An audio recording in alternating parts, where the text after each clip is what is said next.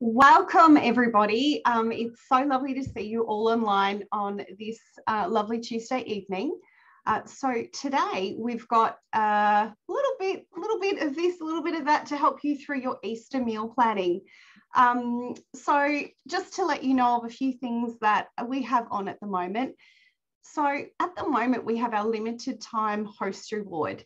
So if you would like to see the Thermomix up close, you haven't seen it before, or you'd like to learn a little bit more about your TM6, then please let us know, because at the moment we do have a bulb laden lid.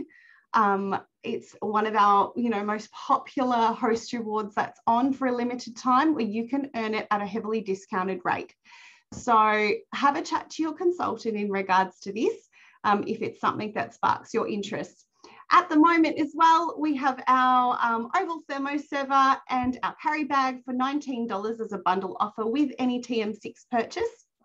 Now, you have an amazing amazing group of team leaders tonight to show you so many hints and tips. So please feel free to pop any questions that you may have in the chat box. There's quite a few of us that are here to help. So don't be shy.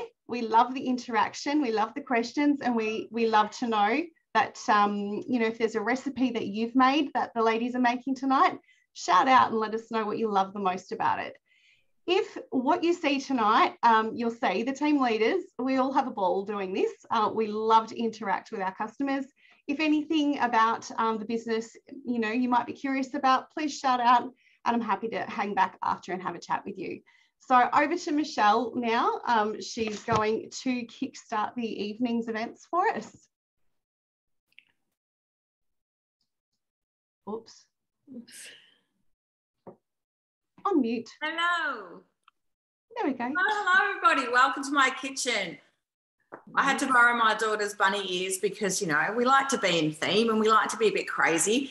How many jobs can you do that at? Just be a bit crazy and still be okay. So I am making tonight one of our favourite dishes, and it is actually also a dish that we do in our cooking experiences. So if you would like your consultant to come to your house and cook this with you, please let her know, because we all love making the beef and mushroom stroganoff. So one of the things we love about it is that it uses some of the TM6 specific functions, in particular the high heat, which means you just get that really richness of flavour, the caramelising of the onions and the browning of the meat, all things that people have loved previous Thermomix models, but they're the things that they said, oh, if only it did this and if only it did that. Well, now it does. So I'm going to go straight over to my business partner, who never wants a day off and always shows up happy, the Thermomix. Now I'm going to just go right in close. So while I'm in close, I can't see my screen. So if anyone does write anything in the chat or have any questions, guys, can you just shout out to me? Can you see my screen okay there? I'm going to take that as it. Beautiful. All righty. So because I was prepping my ingredients before, I actually have this recipe in my recently cooked, but there are lots of places that you can save recipes. So the Thermomix itself, the TM6 can hold up to 10,000 recipes when you're offline. But now I can just tap into that recently cooked recipe and find out where it is. Now, for any of you on here tonight who may be new to TM6 or thinking about upgrading or investing in a Thermomix, when you jump into a recipe and tap this little arrow here, it takes you down into the recipe and you can see all sorts of information about the recipe. So it makes it really easy for you to figure out what you need to do. And there's often little extra hints and tips and variations of the recipe as well. The other thing that people love is this nutrition. So if anyone's following a particular diet, monitoring their protein or their carbs and their fats, it's all there for you. So it makes that very easy. This recipe is one of our low carb ones because it's served with cabbage noodles. So when you're ready to start cooking, exactly that, we just press start cooking. Now I'll bring the camera back now just so you can see what I'm doing, because it's asking me to pop the Varoma on the top. Now this is the Varoma. Now the reason it's asking for that is because next thing we do is weigh in the cabbage noodles. So in the interest of time, I've actually got those ready, and it's just thinly sliced cabbage. So cabbage noodles sounds pretty fancy, but it's really quite a simple thing. So I'm going to just pop that back aside where it was. And knowing that I've done that, I'm going to just show you guys a little trick. So I can go into these three little dots here and go into my recipe detail and scroll through and pick it up for where I want to start. So I'm actually going to start, there is parsley that we chop as a garnish. I'm going away in a couple of days and I didn't have any parsley left, so I didn't want to buy a whole bunch to then go away in 2 days. And as it's a garnish, I'm just going to leave it out. So I can just go now just straight to step 3. So you don't need to scroll through the whole recipe if you're, you know, you can just go to where you need to start. So it's 200 grams of brown onion cut into wedges. So very simple. You can just see I've cut it in half and then sort of cut each half into some wedges. Oh, there you go. Bang on 200. That's not my first rodeo, is it? And some olive oil, so 30 grams of olive oil. Now, when you are using the high heat, it is important to follow the recipe. So we do say with guided cooking to make it your own, and you can do lots of different things. But with the high heat, it is actually weight specific, and it will get up to 160 degrees. I was going to say grams then. That's a bit tricky. So I'm just going to turn that on, and it will get up to that 160 degrees. So it's the equivalent of you doing onions in the fry pan, where you would let them sizzle on the bottom and then give them a stir and then let them sizzle again. So I think while that's doing that, we're going to go over to, is it Emmy now? The beautiful Emmy. So I'm going to spotlight you, Emmy, and I'll see you shortly when my onions are beautifully sauteed. Hi, everyone. I'm going to be making kurabieves. I was going to be making Greek Easter bread, which is called tsureki, just as hard to pronounce. But I had a slight issue with my supplies. We're in lockdown at the moment, or ISO, so I couldn't duck out to the shop, so I just pivoted. I'm going to be making kurabieves, which are Greek Easter biscuits. You'll notice that they're the ones that have all the icing sugar all over them. There's many Greek jokes about these Easter biscuits. Okay, so we're going to start cooking. I'm preheating my oven as we speak. I've got my 2 trays here ready to go from the mix shop with the liners that are perfectly fitted to those. And off we go.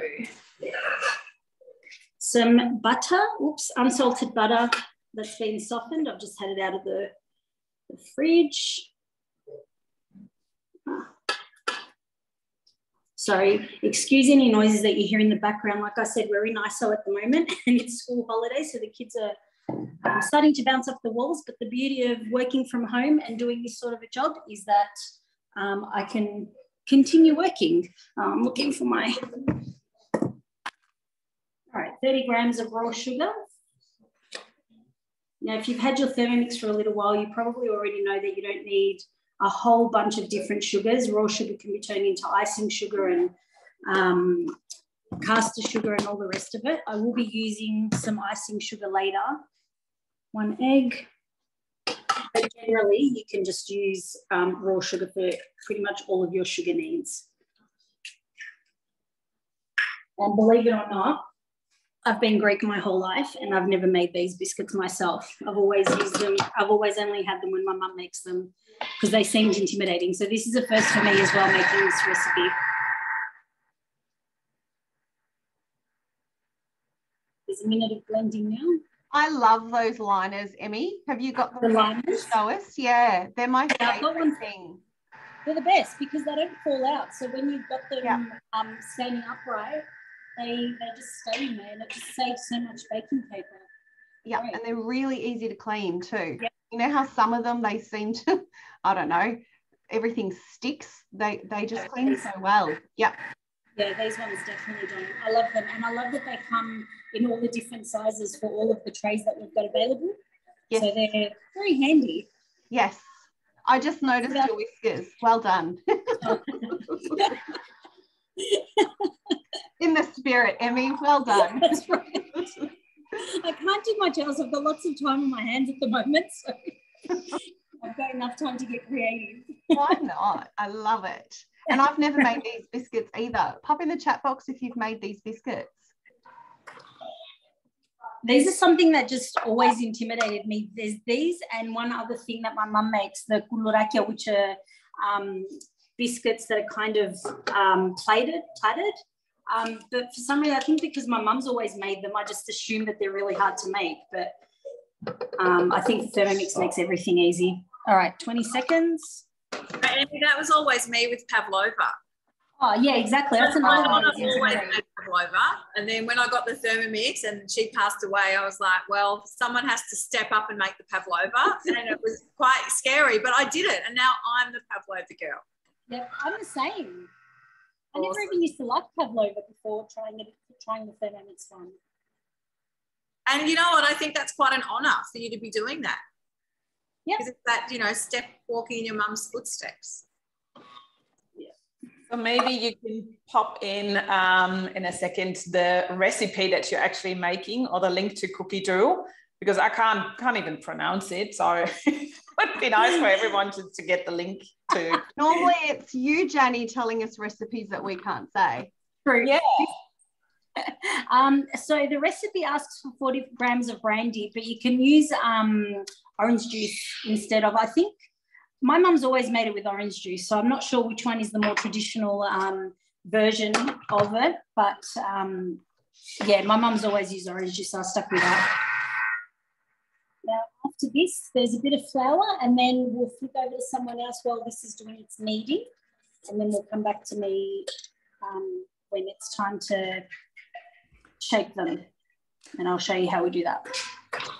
Okay, so welcome to my kitchen. I hope the internet holds out. I'm having a lot of trouble. I'm actually hotspotting in here, so to my phone. So hopefully it all works. So I'm Mandy, if you haven't seen me before, and I'm a team leader like all these other lovely ladies. And tonight I'm going to show you some of the don'ts about how to colour your own eggs. Okay, so I've been playing with this for a couple of days, and Jani is by far and away the expert, but I'm going to show you the recipe that I've used, and it definitely works. But I've done a few little things that didn't quite work, so a little bit later on we're going to show you how it's really done with a different method, not using natural colouring. I'm using natural colouring. And Jani has some beautiful bright eggs, but she's German, so I reckon she's probably had a bit of practice at this. My first attempt, and I will show you. I will tell you the little pitfalls to avoid on the way. So that is actually a bit of a bonus. All right. So just coming to my TM6. Now, what I'm actually going to use, because I'm only hotspotting one thing at a time to make sure I've got internet. I'm just going to go, well, first of all, it's a very simple recipe, and I will find it and post it in the chat in a minute, but I'm going to use the egg boiler mode. So I'll just swipe over to that, and those of you who have a TM6 will probably love this. Basically, it tells you what to do. You can't really read that, but don't worry, the writing's too small anyway. You put up to 6 eggs, 1 litre of water in here, and you decide how you want your eggs. It's perfect for breakfast. You know, you might want a medium soft boiled egg. You set it to that. You walk away, do whatever you want. The Thermomix is going to tell you when it's ready. There's no timing apart from, I mean, this is doing it all for you. So it's a really, really great function to have. But I've just got to come back to the home screen because the colouring I'm going to do, it's going to end up a light blue. And to do that, I need red cabbage. I've got my red cabbage in there. I'm going to chop it for 3 seconds on speed 7.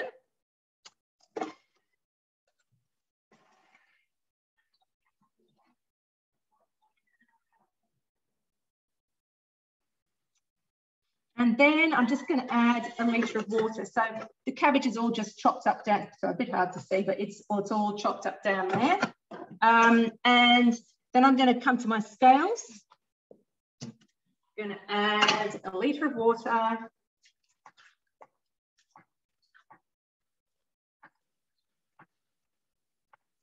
There we go, thereabouts. And then what I've done here is I'm going to add my eggs. And they're going to cook. So at the moment, what I've done, I've bleached these eggs, and Jani's got a lovely little video later she's going to show you, and that's how it's done. But what I'm going to do is create a pattern on these. So this is just the, you know, when you might get a bag of limes or lemons or something at the supermarket. That's all that is, wrapped around there and put together with an elastic band, okay? And this one, I've just got some parsley from the garden, and I've got muslin around it. It actually says cheesecloth in the recipe, but I've got muslin, and I've just I put the parsley on there, and it's just gonna, it's gonna leave a pattern on there. And I'd like to say I could show you that, but I've had a little issue with that one too. But anyway, but this is the idea. And I have seen this work really, really well. Okay, so I'm gonna put those in and I'm gonna start egg boiler mode. I'm gonna go do hard boiled eggs. And we're gonna come back to me a bit later on and see how it's all going. Thank you. I think we're off to Emmy. Yeah. How are you going, Emmy? Oh, you're on mute too. Sorry, I wasn't sure if I was supposed to have done the kneading or not, or if I was supposed to actually show this bit. So basically, I just put the flour in there, and there's 2 minutes of kneading now, and then we do it for another 20 seconds or something, and then I'll roll them out and shape them. Sorry, I wasn't sure if what was. That's perfect timing to come back to my kitchen because my onions are caramelized. So I'll show you what I've done.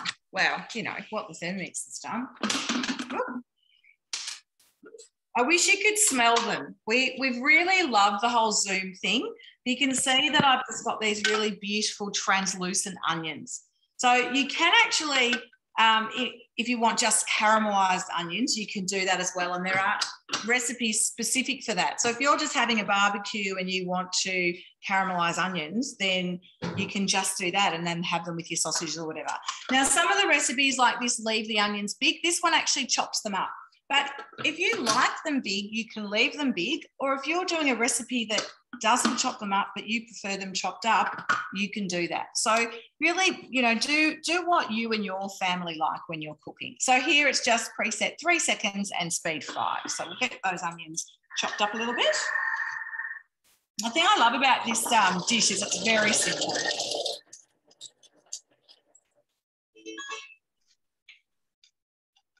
So the next ingredient is my beef, which I've just sliced up there. I'll show you my onions. I've got my beautifully chopped up onions there, ready to go. It does say to scrape down the bowl. So I'm just pushing them all down back into the bottom of the bowl there. And next ingredient, adding my beef. So it's 350 grams of beef. I've got 363 there, so it's a little bit over, but that'll be okay. And now we're going to do that again. So now we're going to get that beef in there on the high heat. It asks me to place the splash guard on. Now, if you've got a previous model, you don't need a splash guard. This is specific for high heat. So when we're doing sugar work or high heat work, so I have to say done so it knows that it's on there. And now it's set for 7 minutes and it's maximum temperature, which is at 160, and then the high heat mode there. So just turn that on. So simple as that. So I've got 7 minutes of high heat on the meat there. Does anyone want to ask me any questions about that, or should we head back to Emmy with her kneading that's done?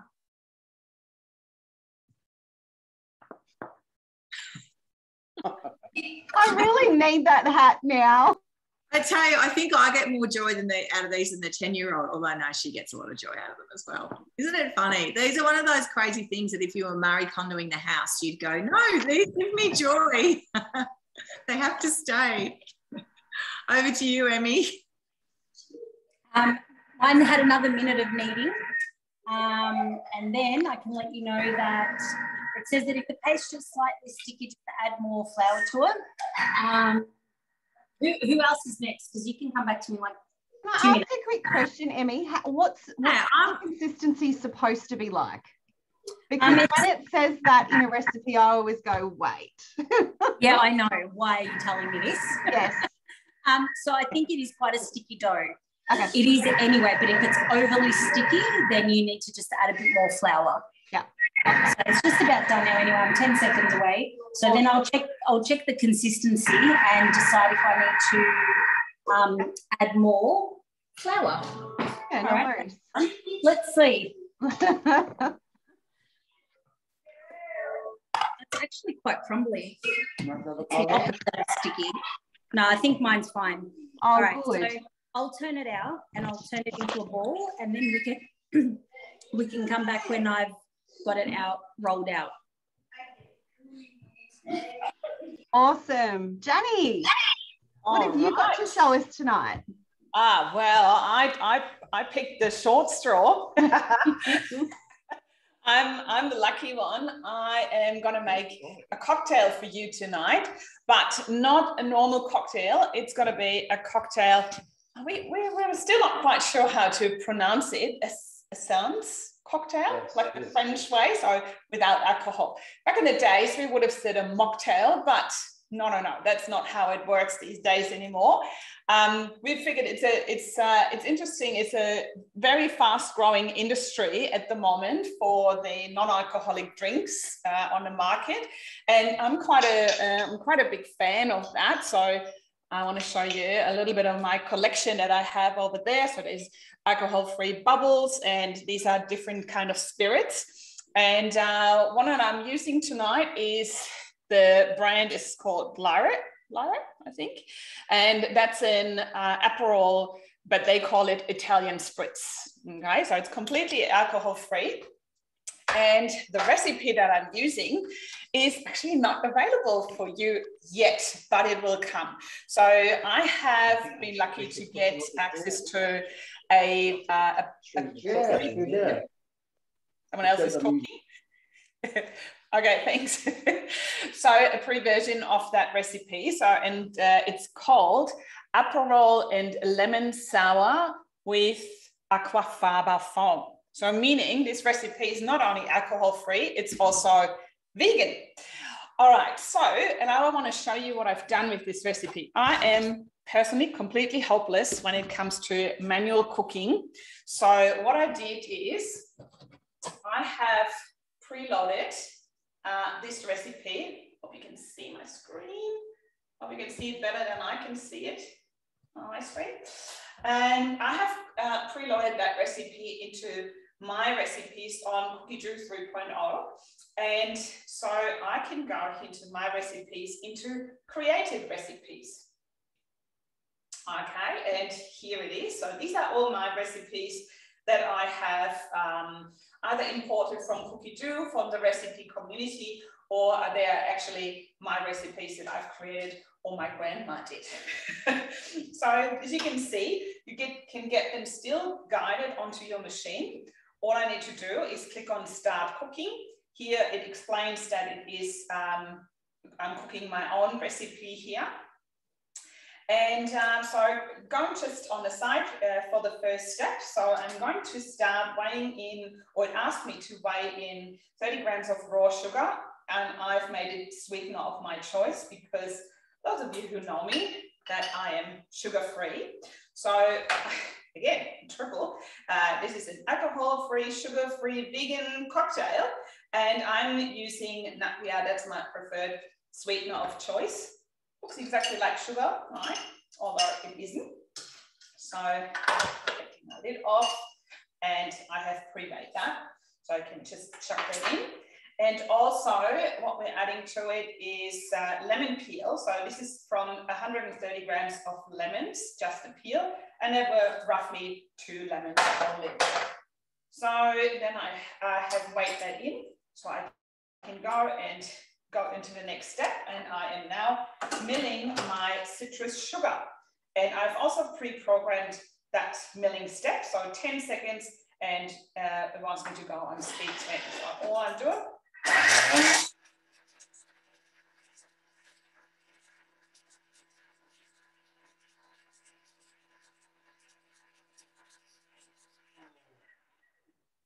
there we go. So exact same thing. And now I'm going to my next step. Hang on. So, and then it says set it aside into a separate bowl.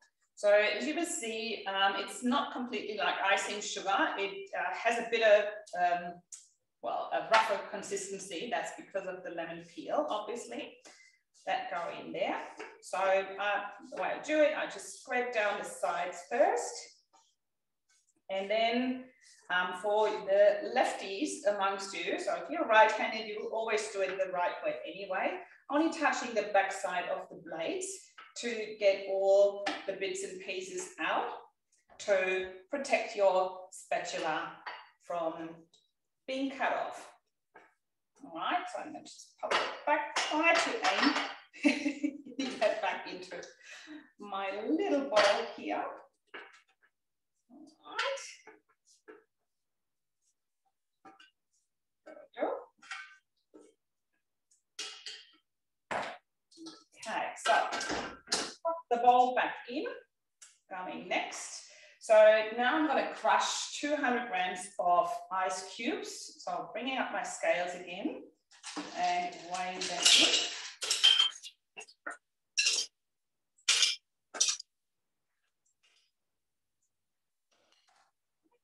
More. And lemon flesh. So these are the skins we've already used, and these are the cut flesh. Just make sure there's no white bits and there is no pips in it. Then we are mixing it up or crushing it up for another 10 seconds on speed 10. And again, I've pre-programmed that step. So all I need to do is turn it.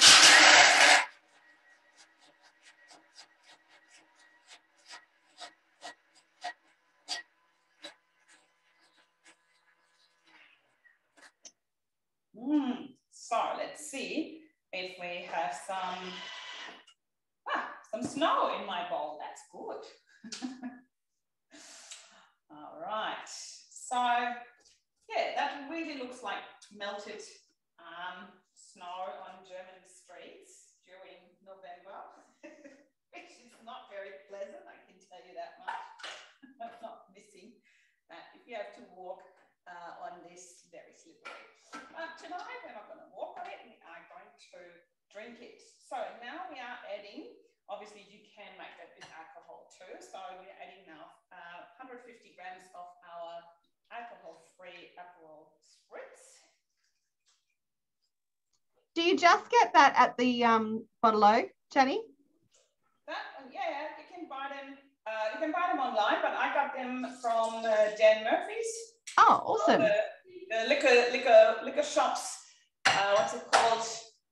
I think Liquor's First or something like that. Something with first choice. And yeah, they sell them everywhere. And interesting enough, you find them in the same shelf where the other stuff is. So you find the alcohol-free gin with the other gins, and some of them have extra sections. Just yeah, ask them and find out. All right, so now we are also adding in, got to program that. So 20 grams of citrus, so of our citrus sugar. Let's see how that must smell amazing. They are. It's fantastic. All right, so that's a couple of teaspoonfuls. All right, popping that in. And now we're mixing it up. 10 seconds before. See, there's flaws, but that's obviously because I've done it and not triple tested these recipes when you program your own. I found out when I did a recipe the other day, Jenny, that I was finding little flaws, but I loved sitting there at my computer, editing it, and it was immediately changed on the Thermomix. So clever. Yeah, that's true. So now I want to show you something. I need to move you a little bit away. I hope you don't fall. Just sit tight, hold on. So, whoops, I have repurposed my oval thermal server tray as a serving tray today. Here. That's clever. Yeah, everything's got multiple functionalities, doesn't it? Okay, so now I'm going to strain my cocktail through a little fine seed mesh, just like so. Probably just going to do one. And I think whilst I'm doing this, am I correct that we are heading over to someone else? Yes, me. And let's go back to you, and I'm keep on straining. Beautiful. Right. Well, while you make that pretty, it's good timing again because my beef has browned. So I now have my beef and my onions in the bowl here, ready to go. And I want to tip it over. The funny thing about Zoom is we've had incidences of, you know, soup on laptops and all sorts of fun things. So won't tip it too far, but hopefully you can see that quite well. And what I love about this recipe is it's just super simple, because now I just pop in the rest of the ingredients and then it just cooks for 15 minutes and it's done. So the next ingredient is the tomato paste. So it's 50 grams of tomato paste. So I'll just pop that in there. Really good. 49. Right, there we go. 100 grams of white wine, which I did weigh out here. So I'll just pour that in. Go. Next ingredient is, now it says meat stock paste. I tend to make the chicken or the vegetable. Tonight I'm just using vegetable because I don't have any of the chicken one on hand. So it is nice to have a couple of different ones in the fridge, but really just use what you've got. And if you haven't made the stock paste, I highly recommend it. It just adds a really beautiful depth of flavour to your cooking, and it's just all natural. So a tablespoon of ground paprika, in it goes. Really simple ingredients. Now it says salt and pepper here. I don't have cayenne pepper, so we'll skip that. And we'll just go straight to the mustard. So I've got it. I just opened my jar and went, oh, teaspoon's about all I've got left. So that was good. In it goes. Worked out well. I know, indeed it did. And hey, I've got a little tip. These make great yogurt jars. Oh, wow. So I use these for yogurt jars and also for little jarred desserts, like little layered cheesecake individual serves. They're really great at parties or if you're doing like a barbecue or something. So I've got quite a few of these. So if you do use these, make sure you keep your jars and reuse them for those sorts of things. It's great. And cleaning them with vinegar is probably the best to get the smell out and taste and everything, yeah? Yeah, I haven't found that they've had, once I've given them a wash, they've actually been really good because it's glass. Yeah, that's great. Yeah, so that's my hot tip for the jars. And now it's just, the good thing about this recipe is that the beef and mushroom stroganoff cooking is actually going to steam the cabbage noodles at the same time. So it's this whole, one pot cooking. So that's it. It's that simple. You can see that that it's in reverse here. So what that's going to do, and it was like that when the beef went in. So it's activated the stirring side of the blades. So it's just gently stirring all the beef and mushrooms and all those beautiful flavours and cooking the cabbage at the same time. So 15 minutes, our dinner will be ready. That's such an easy one, isn't it? That's awesome. It's a great one. I'll see you guys shortly when it's finished. I'll try not to eat it before you come back. See you soon. Good luck. Yeah. Hey, Emmy, how are you going? Hi, I'm doing well. So I'm going to move my camera down here because what I've done here now is the dough did turn out to be a little bit sticky, so I did add a little bit of extra flour. Yep. And basically you flatten it out a little tiny bit, and then you add some slivered almonds into the middle of it and then knead it a little bit more. So this is only half of the batch. The other half is still waiting there for me to do it. So you just basically incorporate these slivered almonds into the dough and then pop a second piece of baking paper over it. I like to use my thermomat because it tends to not slip as much when you're doing this. Mm-hmm. Speaking of those Sans alcohol drinks, I think I read the other day that there was a whole bar in Geelong that opened up that just serves non-alcoholic drinks. So it's basically just... How cool is that? That's awesome. No, it is becoming a big thing. All right, so once that's... Technically, it should be more rectangle, but you can still work with the shapes that you get given here. So you just use the egg ring and you just make little moon crescents. Oh, I'd never considered just using the egg ring for that. Yeah, and That's then you cool. put them on a tray. You could also use your measuring cup. Yeah, measuring cup, any cup really, anything that's got the shape, anything that's round, you could use any of it. You want them to be about 1 centimetre thick. I think I've rolled mine out a little bit too thin, so I'll just cut that piece off. But just re-roll it if you found that it's getting too thin. It just means it won't need so long to bake. Mm-hmm. But they only need about 10 or 12 minutes in the oven, so they're very quick. And if you're ever in doubt with, if you haven't seen this beauty of a feature, and this is actually where I got the idea from, there's pictures, photos on the TM6 which show you the exact steps that you need to do. That's fantastic. Some of our recipes actually play videos as well, so it makes it even easier. But yeah, so if you're a rookie like me when it comes to new recipes, some of them will guide you right through it down to the last detail. So I'm going to finish doing this dough now and then I'll pop them in the oven. Thanks for that, Emmy. That was awesome. Good tip. I'll let you know how it turns out. Yeah, we'll be back soon. Cool. Annie, what are you up to? Okay, well, I think, yeah, I don't know if it's my turn already, but yeah, that's basically what happened here. So I have now strained my cocktail into these beautiful glasses. And the next step, it would be clean the bowl, or, and that's the feature I put into my recipe, use a second bowl. So I just can't be bothered, especially because in the next step, we are making a vegan meringue, sort of kind of a foam, right? And so I'm using my second bowl and we are inserting the butterfly whisk. If you have no idea how this works, it's super, super hard, okay? You have to put it in between the blades. That's it. Doesn't get any easier either, all right? That's it. So in between the blades, this way or that way, absolutely fine, wherever it fits. And then we are weighing in 60 grams of aquafaba. What is aquafaba? So aquafaba is the water that you get from your canned chickpeas. So I have used about 50 grams of that already because of the chickpeas. I've made a nice dip to go with my cocktails, which is a hummus. So this is about the amount that you get from it. And we are weighing that in, like 60 grams. There we go.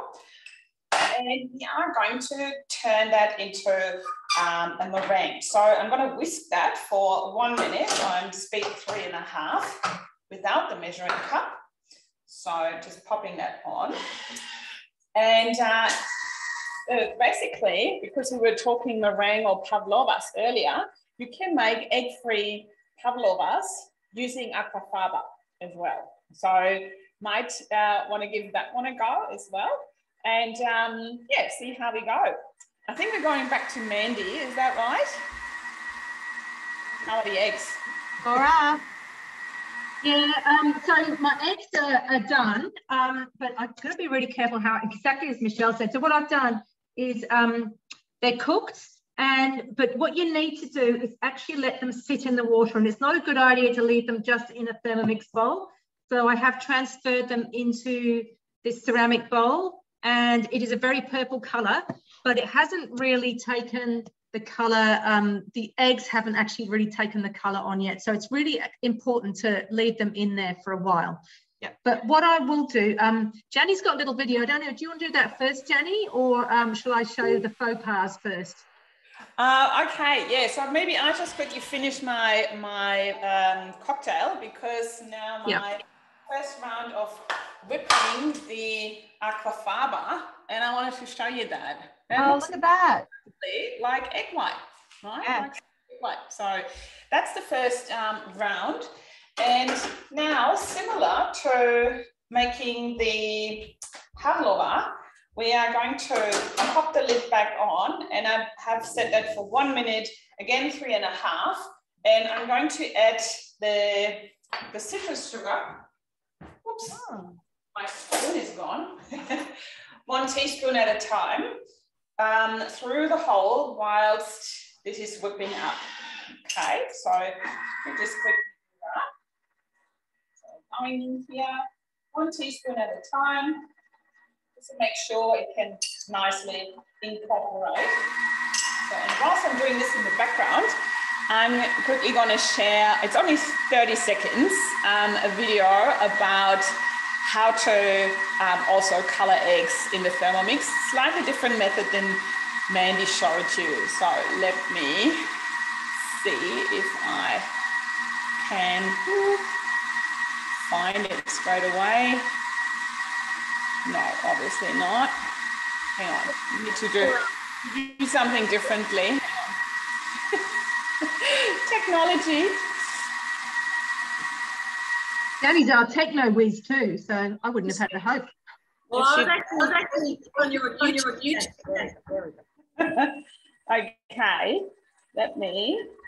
Okay, it's only 30 seconds, all right? So see if it starts. No, obviously it doesn't.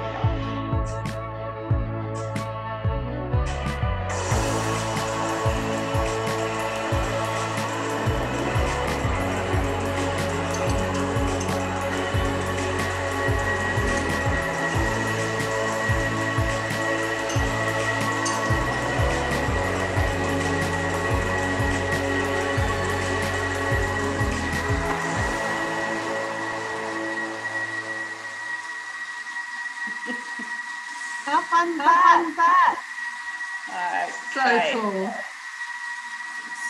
Stop sharing. I hope that all works. That's awesome, Jenny. All right. Well, whilst you're, yeah, well done. It's absolutely fantastic. Are you ready to keep going, or shall I tell them all the not to dos? Let me see. So I think I'm done here with my whipping. So I can, yeah. So basically, what I've done now is I have created that froth that you probably know from all the fancy cocktail bars, and I'm going to add that on top of my cocktails here. You can't see what I'm doing. Here we go. Oh, doesn't that look awesome? Just like so. And then some dehydrated oranges, and they're just going to pop them here on top to float. And here we go. You could also pop some flowers there on top. So that's really fancy, isn't it? Here we go. It looks awesome. And these crackers, I'm going to indulge with the chickpeas that I've turned into a hummus. And whilst we're going back to Mandy, maybe you can talk also about the new book where this recipe is from. I don't know if you have it handy, but... I do. Hold on. That's right. I can't wait for this one to arrive. It's a no waste or low waste recipe book. It will arrive later in the year on Cookie Dough. We can't reveal too much yet, but one of the recipes, obviously, not to throw away things, so basically reuse everything or use up everything that we have. All right, over to you, Mandy. I'm allowed to talk now, am I? Sorry. All right. All right. I absolutely love, Janie really saved the day for me with that little video that she's done. She's done an excellent job with that. So what I'm going to tell you is the pitfalls, all right? Now, there are a few blonde moments in this, I'm just warning you, okay? So I knew that I had to bleach the eggs because I'd seen Janie done that before. So I put them in just in the bottom. So in your egg cooker mode, you just put the eggs straight into the bottom of the bowl. So I did that for my bleaching, and I just had it on stir, but a few of them got cracked. So what I did was, that obviously wasn't the right way to bleach. Okay, so I learned that one, so don't do that. But what I did do with that was I thought, okay, I'm going to use these as a fantastic recipe on Cookie Dough.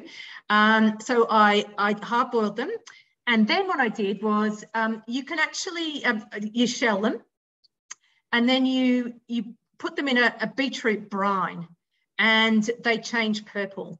And then you cut them in half, take the middle out, and mix it with some avocado. It's meant to be sour cream. I didn't have that, so I just used a little bit of mayo and obviously some lemon juice to stop it from browning. So I'm going to show you that first. So here are my eggs. You see that beautiful colour? Oh, wow. Yeah. So they weren't wasted, and I'll enjoy eating those. So I will find the recipe for you. So that they are brilliant. Okay. Next thing I did wrong was I did a beautiful coloured egg, and I had something on it, and I was I showed you that one where I put the muslin round. So I'm getting elastic bands off either end. And as Janie said, when you bleach them, they're more fragile. So I now have fingerprints in the side of my eggs. All right. So be really careful when you're taking those off. Who would have thought? Okay. And there, yeah, but that is the pale blue colour that you get from the sitting in the cabbage. for the cabbage juice for 24 hours. All right, so it's a beautiful colour. It's just not as vibrant as the one that Janny did. Yep. So then I went and had a little chat with my friend Kelly over the road, and she's big on cake decorating, and I borrowed some of her colours. So I did this beautiful blue one there. And then I did an orange one. And the orange one looks pretty much like a brown egg. So, you know, having orange gone onto the white, because it's not a stronger colour, it's looking like more like a, oh, thank you, Michelle, for putting the recipe up. So I would suggest use really dark colours. Now, I am a zero waster as much as possible. It's always a learning curve and a journey for, I think, everybody. We're all at different stages along the way. So you can buy kits, but a lot of them have plastic in them. So I didn't want to do that. But what Kelly gave me was her box of tricks of all the things she uses on cake decorating. So these were better. That was better than a that worked better than one of these. Is that a powder that worked better? Yeah, well, it's actually a paste. So the paste works better than the other. So those are my little tips around that. So be gentle with the eggs. And if you get into trouble, just hard boil them and make that beautiful beetroot recipe. Now, this is the book that Janny was talking about. Very dear to my heart, just trying to make sure that we really think about what we're doing. Cookie dough is our best friend. It really is, because there's no excuse to have food left at the end of the week.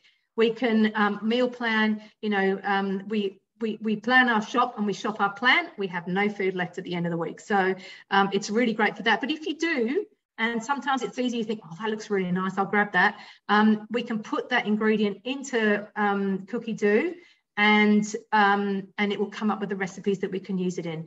This is a great book because it tells us how to use up leftovers of different, you know, bits and pieces, and it has some really great recipes in it. So it will be coming out later in the year. Well, it's going to be come out actually for sale as a book. I think it's in at the end of this month or May. We're going to get a small collection on cookie dough, but the whole thing will be on cookie dough later in the year. But you know, it's a passion of mine to just try and, you know, have as less waste as possible. Actually, just on that, I've got one more tip to share. These bags, you know, I was talking about those before. Yeah. So, you know, from a recycling perspective, this bit can go into soft plastic. It is connected by a little bit of metal. The little bit of metal has to go into the rubbish, but this can also go into soft plastic. There's a bit of metal at both ends. So those ends have to go into the rubbish, but that can go into your soft plastic, that can go into your soft plastic, and you take your soft plastic to the supermarket and it goes to RedCycle. So there you go. Something else to learn, Michelle. I know. I was prepping for a get together we had as a branch. What was it? Sunday week ago. And I had all the stuff, you know, ready for rubbish and all the stuff ready for what I thought was recycle. And Mandy came through and was like, no, this, and this can be recycled, and this, do this. And I was like, awesome. So I'm learning. I really am learning a lot. Thanks, Mandy. Well, as I said, we're all on a journey. So yeah, absolutely. Okay, right. Well, I'm done. You're done. We're heading back to have a look at what Michelle's up to. Tonight is a night of bloopers. What have you done? Mushrooms in. Oh, well, just stir them through, let them sit. Hilarious, exactly. They don't need to be overly cooked. No. Oh, that's hilarious. This smells absolutely incredible. I just fogged up my glasses. But the next step, and I'll just do the mushrooms separately and stir them through. What a doofus. Is to pop in some sour cream, and that just adds, it really sort of extends your flavour when you're dealing with sort of tomato-based things, and it just sort of softens it as well. So I'm actually just stirring that in by hand, that sour cream. Just stir it through, and you'll see the cut. Oh, it's a bit hard because it's fogging up my camera a little bit there, but steaming up my camera and just changes the colour, so it just softens that flavour, and it smells absolutely incredible. And the way that I'm just going to move my camera back a little bit actually. So the way that we like to serve this is I've got my oval thermo server here, which I know Michelle mentioned earlier is one of our host rewards. And I am going to transfer my cabbage into my oval thermo server. And you can see how beautifully that's cooked. I actually remember doing a cooking experience a couple of years ago, pre-COVID, and one of the ladies had her young son there, and she said to me, "Don't say the word cabbage." And she just said to him, "Would you like to try these special noodles?" And she had cut them, but sort of probably a bit finer than I had. And he was like, "Yeah, noodles, sure, Mum." And he was like, "Oh, these are great." So that was a very good win for that mum as far as him thinking that they were just normal noodles. So I do actually, and I remember the first time I made it, one of my daughters said, "Do I have to eat the cabbage, Mum?" I said, "You have to try everything, darling." Yeah. And sure enough, she then went, "Oh, can I have more of that?" So there's something about steaming it that just makes it really tasty. Yeah, it is delicious. So we like to serve it like this in the thermo server like that. Oh. Now, if I had the parsley, I'd be garnishing it with that as well. Often with these sort of dishes, so I've actually cooked some pasta for the kids, so they'll have a bit of pasta with the cabbage and the stroganoff, and then we'll just have it as it is. So it's something for everyone. So again, you can really kind of be cooking a couple of different meals, but within one. So if we don't want the carbs at night, we can be having cauliflower rice or the cabbage noodles, and they can still have some pasta on the side. So yeah, it makes it a yummy, easy dish. Lots of questions about what kind of beef that you're using. Oh, can I tell you, I buy the eye fillet from Aldi. Ah, that's a good It's vacuum packed. Yep. And it's yummy. So yeah, I do use that one. So if you've got an Aldi near you, check it out, because I think it's like, $28 a kilo instead of, $40 or $50 a kilo, which is what you'd pay everywhere else. Yeah. And it is only 350 grams. So that's what's quite nice about this. If something's a kilo and it says I fill it, you straight away go, "I'm not putting $50 worth of meat into a curry sort of situation." But because it's 350 grams, you could even just buy a couple of steaks or a big steak, and cut it up. But I tend to buy the bigger I fillet, because the other thing that we do with that is have steak sandwiches for dinner some nights. So there is actually on Cookie Doo, if you put in beef strips, there are recipes using the high heat that just cook the beef strips. So you heat up the oil, bit of salt and pepper, and thinly slice it, and it is the best, and it makes beautiful steak sandwiches. So we'll get nice fresh loaf of bread and cut up some tomato and lettuce and things, and it's, build your own steak sandwiches. I'm coming to your house for dinner. Yeah, I know. So that's what I'll do with the other half of the eye fillet. We'll do that sort of probably tomorrow night for dinner. Oh, that's great. Thank you for those tips. Yeah, you're welcome. But thank you for joining me. I'm just going to go and, stir my mushrooms in. Mushrooms are overrated in a mushroom. We all laughed tonight when we jumped on, because we'd all had things that had just sort of happened within half an hour of doing the class. My daughter decided to pour boiling water on her hand, just things. So, Amy realised she didn't have the ingredients, so pivoted to make something else. So we're all, but that's what's so fun about this. There's no rules. We have good fun. And the beautiful flexibility of the Thermomix itself means that you just go, "Oh, well, that's not, I'm not going to do that, I'll do this." So, that's all good. Absolutely. Thank you so much for that, Michelle.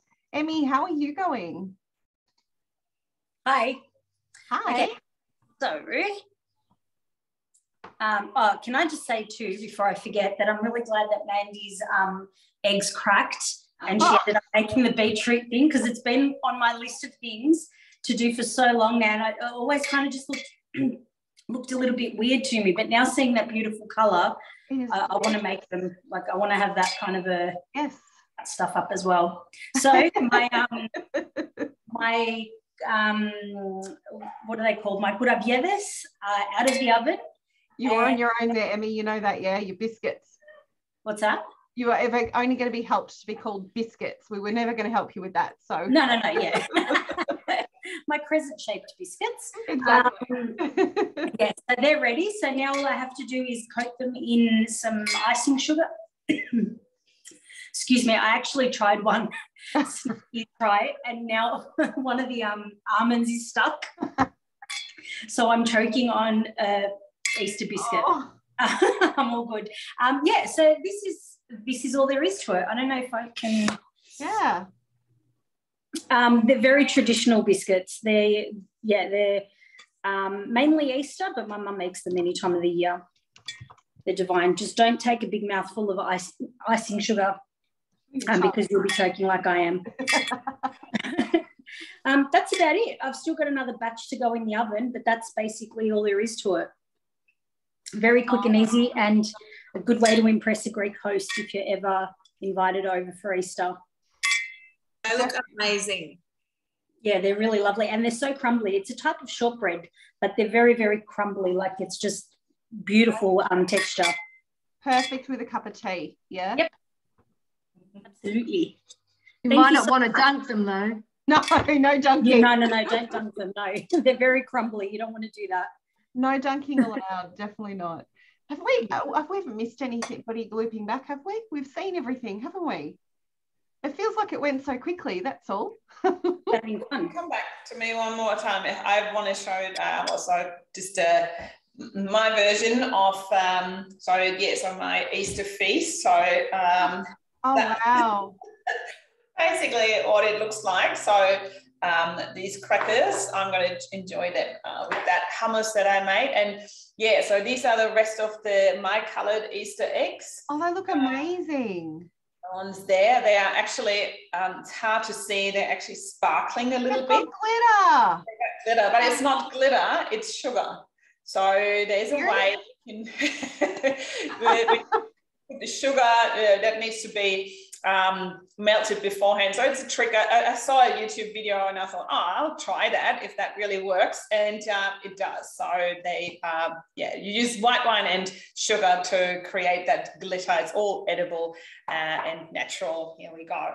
So yeah, so my cocktail obviously looks very good, although it's almost cocktail without anything, no sugar, no alcohol, and no eggs as a foam. But let's have a look if it's also with no taste. But I'm sure it's delicious. Oh, no, it's definitely not without taste. That's really, really good. Oh yeah, I'm going to sit down now and enjoy that one. I'm so glad I picked that recipe. It's practically a health food, Jenny, with all those beautiful ingredients. I think so too, yeah. Free. Yeah, so can't wait. I hope it's in the first edition, or get the book if you can't find a recipe on Cookie Dough, and learn a little bit more what Mandy told us about the waste not want not movement out here. So thanks very much for joining me in my kitchen tonight, and back to you, Michelle. Oh, you've all summed it up so well. Thank you so much, everyone, for tuning in tonight. It's been lovely to share tips, tricks, and bloopers all together. You've all done such an amazing job. So please, if you're watching and you're curious about some of the things that have happened tonight, just contact your consultant. Thanks, Michelle. That's awesome. And of course, if anybody would like to have a chat with us about joining our teams, then please hang on and have a chat with us, because we're always interested in talking to people about that. The beautiful thing about bloopers is that we're not a business you can't replicate. You can all make bloopers with us. So hang around and if you can't stay on tonight, we are running a session at 7:30 tomorrow night on Michelle's Zoom. So we can send you the Zoom link for that. It's just a quick 30-minute information session to find out a little bit about what we do. Thanks, everybody. Thank you so much, everyone. Thanks, team. Bye. Bye, everyone. Happy Easter. Bye. Yeah, happy Easter. Happy Easter. Happy